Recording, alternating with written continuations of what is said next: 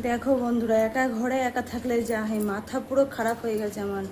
আমি হাসবো না কাঁদবো বুঝতে পারছি না। এইমাত্র সোনাকে স্কুলে দিয়ে আসলাম।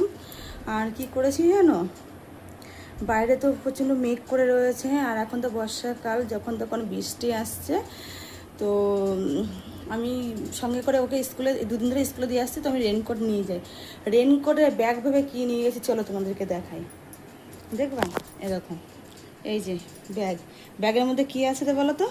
রেনকোট নেই, আছে হচ্ছে আমার ছিঁড়া নাইটি। হ্যাঁ, তারপরে আছে হচ্ছে আমার এই এই কুর্তিটা আমার এত পছন্দ ছিল, কুর্তিটা ছিঁড়ে গেছে, তো আমি রেখে দিয়েছি বালিশে কভার করবো বলে। তো এই যে এখন আমি ব্যাগটা রেখেছি খাটের পরে। ব্যাগটা আমি আলমারিতে তুলতে গেছি, রেনকোটটা এখন আর লাগবে না, বাইরে রেখে কী করবো, তুলে দিই। ও বাবা, ব্যাগ খুলে দিয়েছি কি, এই যে এইসব ছিঁড়া নাইটি, ছিঁড়া জামা, রেনকোটের ব্যাগ ভেবে নিয়ে গেছি। বলো কি অবস্থা, আমার পুরো মাথা খারাপ হয়ে গেছে সত্যি কথা বলতে। এতটাই মানসিক চাপের মধ্যে রয়েছি। আর দেখো উল্টো করে নাইটি পড়েছি, কারণ হচ্ছে আমার রান্না হয়নি। অর্ধেক রান্না করে ওকে স্কুলে দিয়ে আসলাম, আর এখন আমি রান্না করবো। আর এই ঘর দোরগুলো পরিষ্কার করে নেবো, নিয়ে তারপর বাকিটা রান্না করে স্নান করে নেবো। তো চলো, এটাই বলা ছিল। তো আমার মতন এরকম ভুলম্বন কার কার আছে, কার কার সাথে এরকম হয়, অবশ্যই কমেন্টে জানাবে কিন্তু। ঠিক আছে, তো চলো, টাটা।